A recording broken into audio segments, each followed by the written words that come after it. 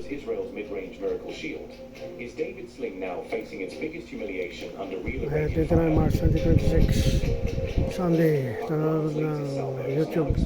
Tel Aviv, Israel. Tel Aviv, Iran's missiles expose holes in Israel's main air defenses.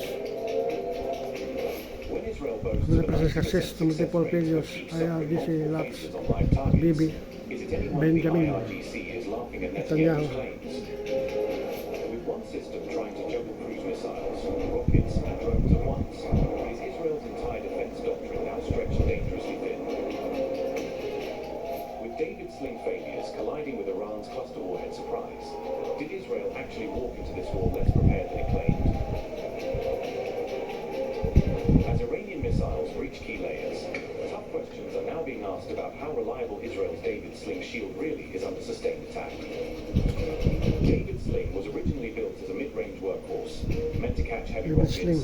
cruise missiles, and complex Like, drones before Iron they Dome. reach cities. After it famously downed an Iranian missile in the June 2025 conflict, Israel began pushing David Sling into longer-range, higher-stakes interception roles. Officials repeatedly argue that its interceptors are cheaper than Arrow space-kill missiles, making it the smart choice for many threats. Yet in this war, several major failures have left wounded Israelis on the ground, puncturing that clean success story. The strikes on Dimona and Arod on March 21st are now cited as emblematic David Sling failures under real combat pressure. Israeli reports later confirmed that David Sling was the specific layer that failed to stop those incoming missiles. Defense analysts stress this is not one freak miss, but multiple major failures that repeat the same pattern.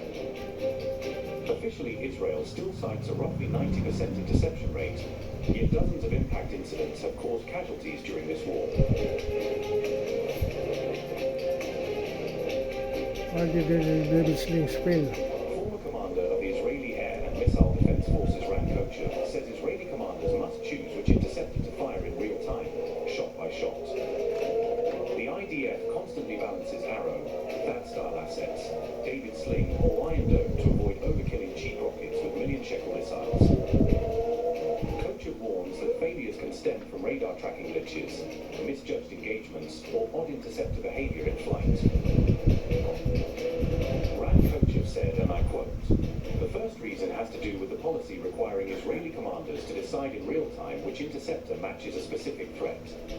This involves a strategic choice between systems like Arrow, THAAD, or Iron Dome, including to avoid overkilling a simple rocket with an expensive missile or wasting an interceptor which was not relevant against a threat that another defense system could handle. We have to calculate our interception inventory, and we have to decide in real time. Secondly, technical or engineering malfunctions can occur within systems of radar tracking the aerial threat, the interceptors themselves, or due to the connectivity between the various defense systems. It's a very sophisticated system, but it's not a hermetic system." Unquote. With interceptor stocks under pressure, Israel sometimes gambles on David Sling's ability rather than spending its scarcest, most expensive missiles. Arrow has also missed Iranian missiles in this campaign, underlining that no single layer offers a perfect, unbroken wall.